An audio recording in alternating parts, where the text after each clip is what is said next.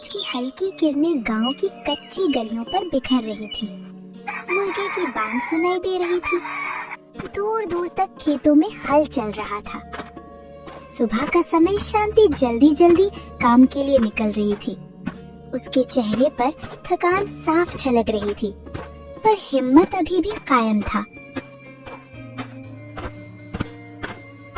अरे राम, आज फिर हरि प्रसाद के घर जाने में देर हो गई। अगर मालकिन गुस्सा हो गई तो फिर आज 4 बात सुनाएगी। वो तेजी से कदम बढ़ाती हुई जमींदार हरि प्रसाद के बड़े से मकान की ओर चली गई। शांति को काम पर जाते गांव की कुछ औरतें देखती और कहती, दीदी शांति तो सुबह से दूसरों के घर बर्तन मांजने को दौड़ रही है और उसका छोरा देख अभी तक खर्राटे मार रहा है। हाँ बहन, जब माँ कमाए तो बेटे को क्या पड़ी है, पर बुढ़ापे में कौन सहारा देगा उस बेचारी को। ये कह दोनों हंसने लगी। इधर शांति जमींदार हरि प्रसाद के घर पहुंच चुकी थी। अरे शांति, कहाँ मर गई थी? देख आंगन में कितना कचरा पड़ा है और बर्तन भी कल रात से धुले नहीं हैं। शांति सिर झुकाकर हाथ जोड़ते हुए कहती है, मालकिन थोड़ी सी देर हो गई, अभी सब साफ कर देती हूँ। शांति झुककर झाड़ू लगाने लगी, लेकिन उसके चेहरे पर बस एक ही चिंता थी, उसका बेटा महेश। हे भगवान, मेरे बेटे को कब अकल आएगी? दिन भर बस सोता रहता है या गांव के लड़कों के साथ घूमता रहता है। अगर यही हाल रहा तो मेरा बुढ़ापा कैसे कटेगा? उधर घर के अंदर महेश अभी भी गहरी नींद में सो रहा था। दूसरी ओर महेश अभी अभी उठकर आलस भरी आवाज में खुद से बोलता है, अरे बाप रे, फिर से माँ काम पे चली गई, पर अच्छा ही है, मुझे तो चैन से सोने देती है। अब जाकर हलवाई की दुकान पर बैठूंगा, कुछ न कुछ खाने को तो मिल ही जाएगा। वो बिना नहाए धोए घर से निकल पड़ता है।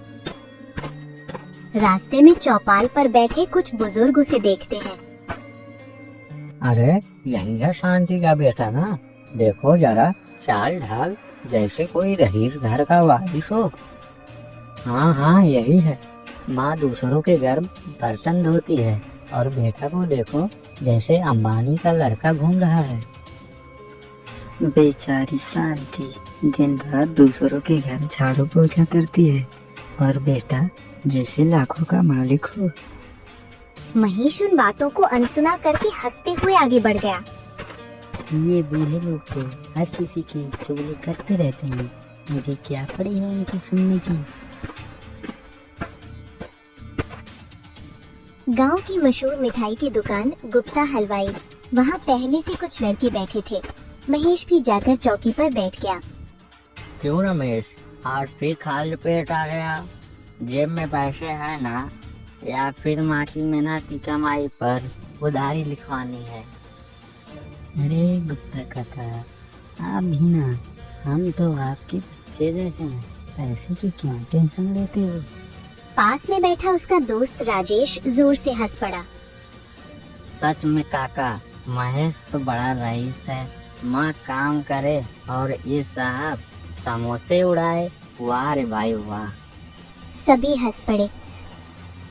गुप्ता हलवाई ने मुंह बिचकाते हुए समोसे की थाली आगे लेकर रख दी, पर ताना मारते हुए बोला, खा ले महेश, और याद रखना, जिस दिन तेरे माँ के हाथ काम करना बंद हो जाएंगे, उस दिन ये समोसे भी तेरे नसीब में नहीं होंगे।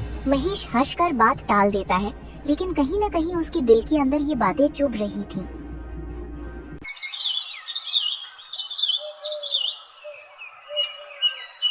शाम का समय था। गांव के चौपाल पर लोग इकट्ठे बैठे थे। शांति जमींदार के घर से काम करके लौट रही थी। उसके चेहरे पर थकान और आंखों में हल्की सी नमी थी। गांव की औरतें उसे देखते ही फुसफुसाने लगी। अरे देखो, बेचारी शांति हरि प्रसाद के घर से आ रही है। दिन भर झाड़ू पोछा और बर्तन मांजते मांजते कैसी हो गई है। वो तो ठीक है बहन, पर बेटा भी कुछ करे तब ना। सारा गांव जानता है उसका छोरा महेश दिन भर हलवाई की दुकान पर बैठा समोसे खाता रहता है। दीदी, ऐसा बेटा होने से अच्छा है कि भगवान बेटा ही न दे। ये बातें सीधे शांति के दिल पर लगती हैं। वो चुपचाप घर की ओर बढ़ गई। घर पहुंचते ही शांति ने देखा महेश आंगन में चारपाई पर बैठा है और बगल में राजेश भी। राजेश हंसते हुए कहता है, और सुन महेश, आज तो गुप्ता काका गुस्से से लाल हो गए जब तूने 5वां समोसा मांगा। लगा जैसे अभी तावा लेकर तेरे पीछे भागेंगे। हाँ हाँ, सही कहा। काका भी अजीब है, रोज समोसे खिलाने चाहिए। दोनों फिर हंसने लगे। शांति गुस्से से भर उठी, लेकिन थकी होने के कारण बस धीमी आवाज में बोली, महेश बेटा, थोड़ा मदद कर दिया कर घर के कामों में। मैं दिन भर दूसरों के घर काम करती हूँ और तू ऐसे हंसी खेल में वक्त बर्बाद करता है। अरे माँ, इतनी चिंता मत कर। तू काम करती है तो घर चल रहा है ना, तो फिर मुझे क्या जरूरत है काम करने की। शांति पास जाकर गुस्से से महेश के गाल पर एक राप्ता लगाती है। चुप कर महेश, तुझे शर्म नहीं आती? सारा गांव ताना मारता है कि शांति का बेटा निकम्मा है। बेटा होकर तो मेरी इज्जत मिट्टी में मिला रहा है। अरे माँ, गाँव वाले तो ऐसे ही बातें करते रहते हैं। उनकी सुनकर कोई अपना सिर फोड़ देगा क्या? तू फालतू टेंशन लेती है। हाँ हाँ काकी, महेश सही कह रहा है। गांव वाले तो मुझे भी बेकार कहते हैं, पर देख मैं भी मजे में हूँ ना। शांति ने गुस्से से राजेश की तरफ देखा। तू चुप कर राजेश, तू चाहे जैसा भी हो, पर मेरा बेटा मेरी आखिरी उम्मीद है, और अगर वही काम न करे तो मेरे बुढ़ापे में कौन काम आएगा? शांति की आंखों में आंसू आ गए। महेश ने पहली बार माँ को इतना भावुक होते देखा। उसके चेहरे पर हल्की सी उदासी आई, लेकिन तुरंत उसने फिर मजाक बना दिया और हंसते हुए कहा, ओ माँ, रो क्यों रही है? अभी तो तू काम कर रही है, जब बूढ़ी हो जाएगी तब मैं संभाल लूंगा ना। काम कर रही हूँ ना, पर मेरी हड्डियाँ टूट रही है काम करते करते, और तू कहता है बाद में देखेगा। बेटा, समय किसी का इंतजार नहीं करता। उन दोनों माँ और बेटे के बीच कुछ देर बहस हो रही थी। राजेश धीरे से खिसक गया और शांति अंदर जाकर चुपचाप कोने में बैठ गई। महेश फिर आराम से लेट गया और अपने आप से बोलने लगा, ये गांव वाले भी ना हर बात पर ताना मारते हैं, और माँ भी उनकी बातों में आ जाती है। चलो कल देखेंगे, अभी तो मैं सो जाता हूँ। वो फिर चारपाई पर करवट बदलकर सो गया। हे भगवान, मेरे बेटे को कब अकल आएगी? तू ही मेरी मदद कर।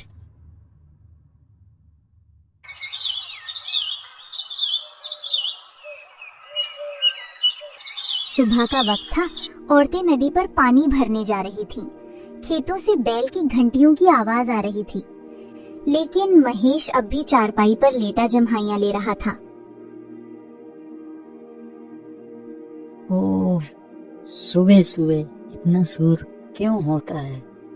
इस गांव में आदमी को चैन से सोने का भी हक नहीं है। चलो उठ जाता हूँ, हलवाई की दुकान पर बैठेंगे, शायद आज कुछ मुफ्त का माल हाथ लग जाए। वो आलस से उठकर बिना मुंह हाथ धोए सीधे गली की ओर चल पड़ा। गुप्ता हलवाई दुकान पर गरम गरम जलेबी तल रहा था। मिठाई की खुशबू से पूरा माहौल मीठा लग रहा था। महेश सीधे चौकी पर बैठ गया। अरे वो महेश फिर आ गया। जेब में पैसा है या फिर वही उधार का बहाना लेकर बैठा है? अरे काका, आप भी ना, मैं तो आपका अपना बच्चा हूँ। अब बच्चे से पैसे लोगे क्या? पास ही बैठा उसका दोस्त राजेश जोर से हंसा। हाँ हाँ, सही कह रहा महेश, तू तो काका का सबसे बड़ा वारिस है। मिठाई का दुकान तो ही संभालेगा। सभी लड़के जोर जोर से हंसने लगे, लेकिन गुप्ता हलवाई का चेहरा तमतमा गया। वारिस? अरे ये कामचोर कहीं का। दुकान संभालना खट पर सोने जितना आसान नहीं होता। दिन रात एक करना पड़ता है, और इसके हाथों में छाले पड़ जाए अगर ये झाड़ू भी पकड़ ले। दुकान पर बैठे लोग खिलखिलाकर हंस पड़े। महेश का चेहरा गुस्से से लाल हो गया। राजेश ने फिर से चुटकी ली। अरे महेश छोड़ ना, तो क्यों टेंशन ले रहा है? वैसे भी तेरी माँ है ना, वो जब तक जमींदार के घर पे काम करती रहेगी तो हंसते हुए ये जलेबी खाता रहेगा। सारे लड़के और भी जोर से हंसने लगे। अबे चुप कर राजेश, हर वक्त मजाक उड़ाता रहता है। लेकिन उसकी आवाज में झुंझलाहट से ज्यादा लाचारी झलक रही थी। तभी गुप्ता हलवाई ने बोला, सुन ले महेश, जब तक तेरी माँ काम कर रही है तब तक तेरा पेट भरेगा। जिस दिन उसके हाथ पांव जवाब देंगे ना, उस दिन तुझे मुफ्त का कोई लड्डू भी नहीं देगा। ये सुन महेश कुछ देर चुप बैठा रहा, फिर बिना कुछ बोले वहाँ से चला गया।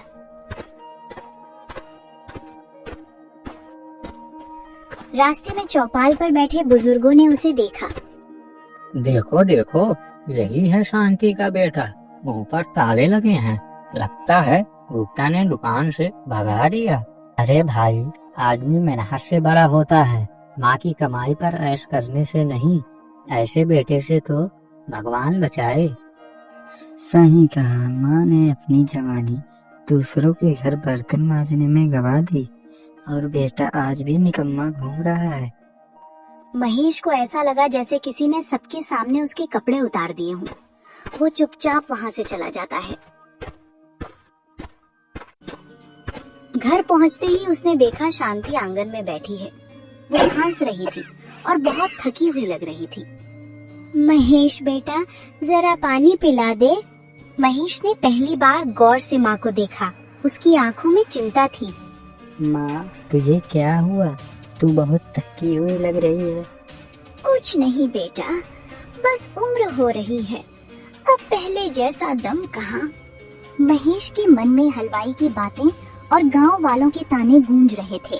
उसने माँ की ओर देखा और मन ही मन सोचने लगा, सच में अगर माँ काम पर ना जाए तो घर कैसे चलेगा? गांव वाले सही कहते हैं, मैं सच में निकम्मा हूँ।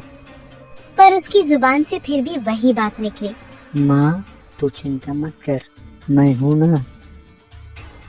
हाँ बेटा, तू है, बस यही सोचकर जी रही हूँ, पर तू समझे तब ना।